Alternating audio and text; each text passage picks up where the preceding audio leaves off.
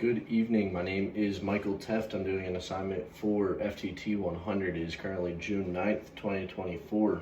This weapon that I have right here, it is clear. There is nothing inside the chamber. It is a FN AR-15 M4 military collector. It is direct gas impingement. It uses a hammer. It is a single stage trigger, and it uses a double stack detachable box magazine. So we're going to be going through all of the different cycle of operations. We're going to start with feeding.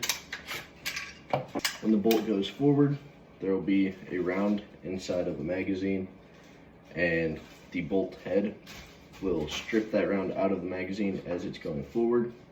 And then it'll start going into chambering when the bullet enters into the chamber, and it will be done chambering as the bolt is fully forward and the round is completely inside the chamber.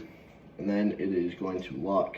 Currently, the bolt is extended from the bolt carrier, and as the buffer spring pushes on the bolt, it is going to push them together, which is going to rotate the bolt and lock the weapon. When the trigger is depressed, the hammer is back and it will engage the sear, which will allow the hammer to drive forward through the force of the hammer spring. Forgot to mention, as the firing pin hits the primer, it is going to ignite and send hot particles into the gunpowder, and that is going to start expanding gases inside of there and start pushing the bullet out. As the bullet leaves, that is the end of firing. After it fires, the gases are going to travel through the barrel and then up and out through the gas port, which is above the barrel, go back, push on the bolt carrier, and the bolt carrier is going to start moving backwards. Since the bolt is locked behind the lugs, it will actually start to rotate as the bolt carrier is moving backwards, and once it is unlocked, it will start coming back. The shell casing will be grabbed by the extractor, and as it starts coming back more and more, the ejector is going to push on that brass and send it out to the side, and that'll be ejecting. For cocking, as the bolt is coming back, is going to push back on the hammer, cock it until it is trapped by the sear. That is all of the cycle of operations.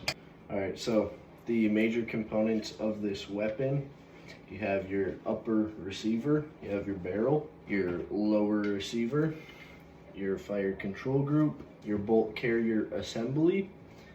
Inside of here, there's your bolt and your firing pin. To clean the fire control group, I like to have the hammer forward. I'm just going to use some solvent and get a rag wet with it. You can be pretty generous with it. So you're just gonna get it in there, make sure everything gets soaked. Try and wipe down everything to the best of your ability. If you lift up on where the magazine release connects to, you'll get a bunch of dirt in there.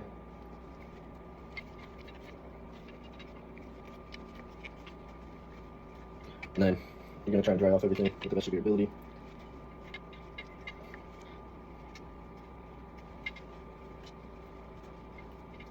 Then I'm gonna go grab some cotton swabs and just make sure to get inside of all of those cracks and crevices and wipe down all those springs pretty good.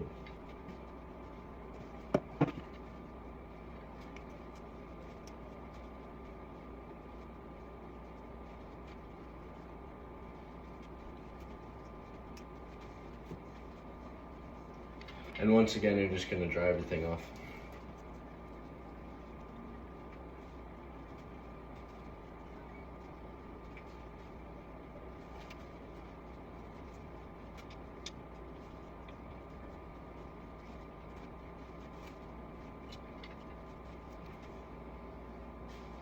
So now you're going to want to clean the inside of your barrel. And we're just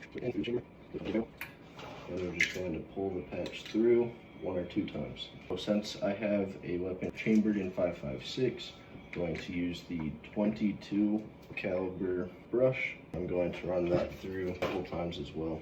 And now we're going to take another patch, run this through until it's clean, still using that solvent. I'm going to take some dry patches and run it through until it is no longer wet in there. Then I'm going to take a small amount of accuracy oil and just put a couple drops on it and run it through. Alright, now you're going to want to clean out your chamber with one of these chamber brushes. You're going to put some of this carbon destroyer on it, put it in. I don't have a bench vise, and this is a pretty new weapon, and the springs behind this clamp are too strong for me to pull right now. You take off all of these, right? They just pry off. Gonna want to wipe down the barrel. This is the closest I could find to a schematic of this exact weapon, but this one is pretty close. I got the first one from FN America's website and the second one from Patriot Patch Co. Also, the link that I'm going to have to send in is from FN's website as well.